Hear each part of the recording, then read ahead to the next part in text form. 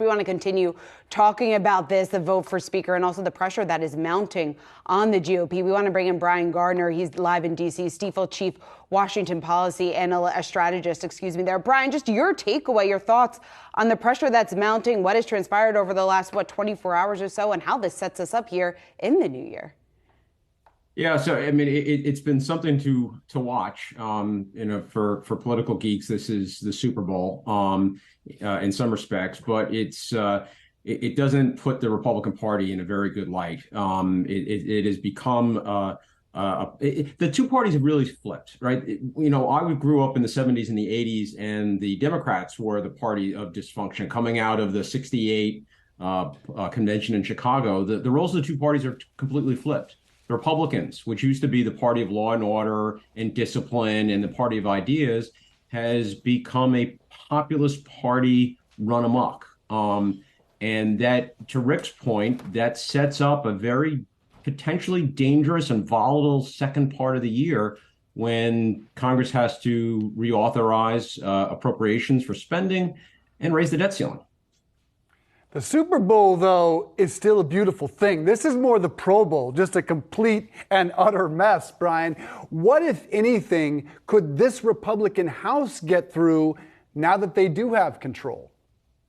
So once there is a fully constituted House and it's open for business, probably next week, despite some of the rancor, I do think there are a few things that can be worked on a bipartisan basis. I do think there are enough cooler heads out there on some of the lesser issues that don't get that don't drive emotions, like debt and deficits. So I'm thinking cryptocurrency.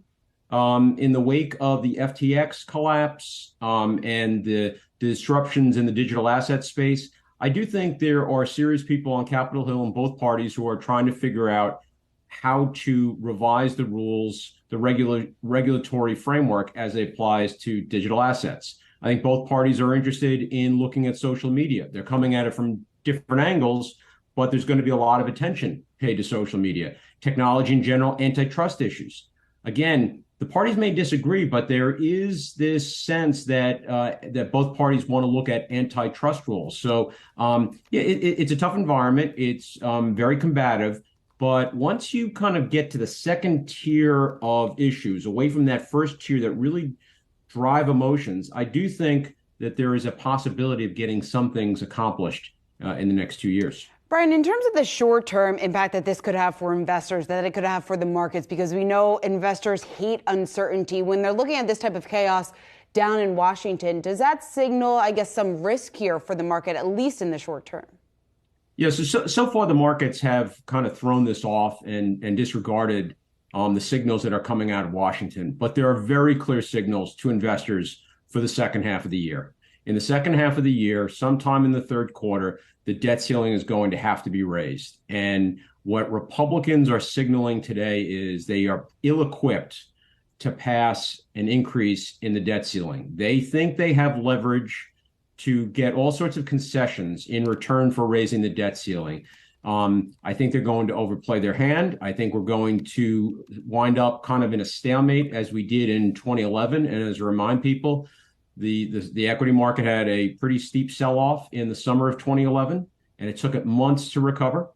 So I think we're setting ourselves up for that. And then again, government spending has to be reauthorized in September. The fiscal year ends September 30th.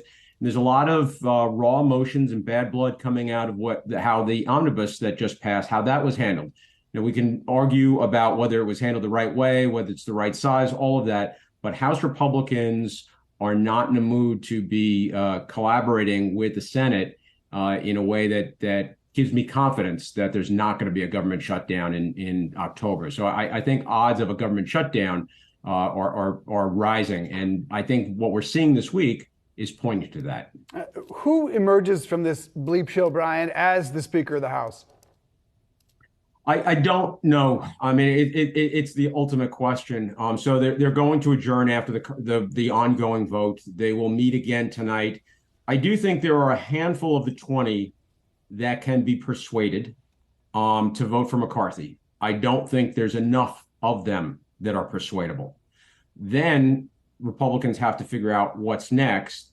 Rick was mentioning Steve Scalise. I'm not convinced Scalise can get 218 votes. Remember, you can only afford to lose 5 as Republicans. So I think there would be 5 holdouts. Jim Jordan's name has been thrown out there. I think Jordan would definitely lose 5 votes. So I don't among the 20, I'm questioning how many of those 20 are able to get to a yes with anybody. And it's really up in the air. I think this could go on for several more days. I don't dismiss McCarthy as much as some others do. I think I think tonight is his last chance. And if they are able to come to some sort of accommodation, he could emerge tomorrow. But if he doesn't emerge tomorrow morning, I think it's over for him. But after that, it's a very open question. Absolute madness. Tried nominating Rick. He didn't want the job. We'll try nominating you, Brian. You don't have to be in the House to be the Speaker. You don't. If nominated, I will not serve. So I'll go with that Sherman-esque declaration. Cross one more off the list. Brian Gardner, good to see you, sir. Thank you.